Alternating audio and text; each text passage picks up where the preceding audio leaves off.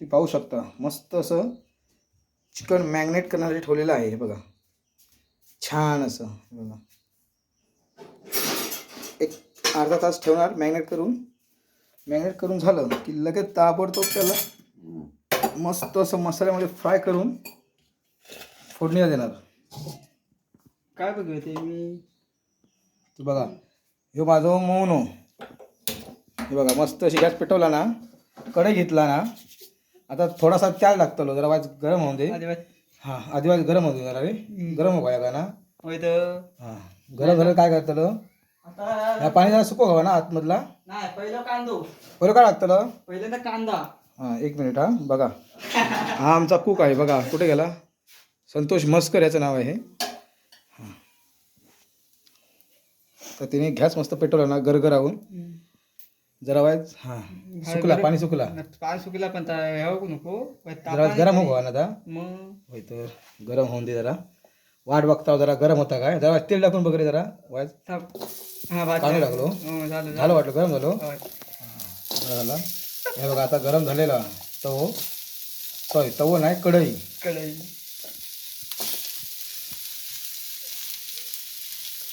ते तो झिली तुझो. हां ए ऋषी मस्त अशी कढई गरगरावून गरम झालेली आहे.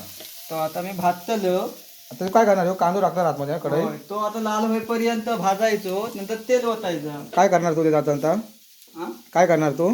तो आता भाजलं ना कांदा आपण भाजायचं लाल होईपर्यंत परतत राहायचं नंतर तेल ओतायचं. होय काय. तेल ओतून झालं काय खोबरा घालून तो भराय करायचा म्हणजे काय करायचं.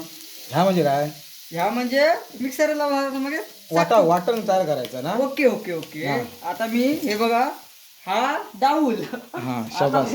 आमच्याकडे चमचो नसल्यामुळे आम्ही डाऊल वापरतो. हां बघू शकता. आता हे बघा एक मोठो कारागीर माझो झिलिल्लो ऋषिकेश प्रफुल्ल गुरव. ऋषिकेश बा हाय हाय कर.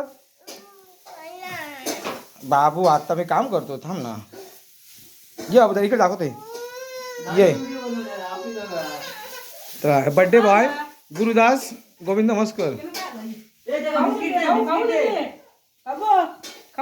बघा डॅमेज वाजवशील पळता कसं होतं बघा बघा. ए बाबू इकडे का होतं का आला बाबू का होता तुका.